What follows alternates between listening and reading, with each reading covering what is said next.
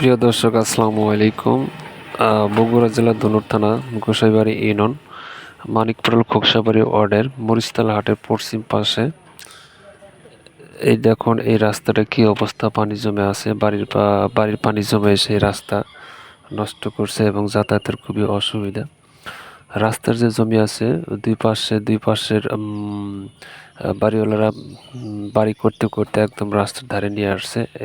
এই জন্য এই রাস্তায় পানি জমে যায়, কোনো জায়গায় বের হতে পারে না এবং এক বাড়িওয়ালা আর এক বাড়িওয়ালা ঢাকাঢাকি করে এবং পানি বের হওয়ার সুযোগও দেয় না। তাই রাস্তার এই বেহাল অবস্থা এবং মেম্বার চেয়ারম্যানরা কোনো খোঁজ নেয় না।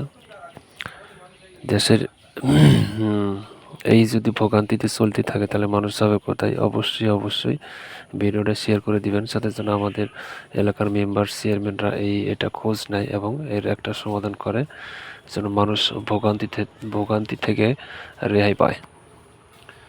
অবশ্যই একটা সমাধান করা উচিত, কারণ এই পানি নিষ্কাশন না করলে এই মানুষের এরকম ভোগান্তি থেকেই যাবে। আর এই ভোগান্তি চলতে থাকলে রাস্তাও নষ্ট হয়ে যাবে। দুই পাশের অবশ্যই রাস্তার জমি আছে, এই রাস্তা জমি বের করে দিলে পানি নিষ্কাশন হবে। সবাই ভালো থাকবেন। আসসালামু আলাইকুম।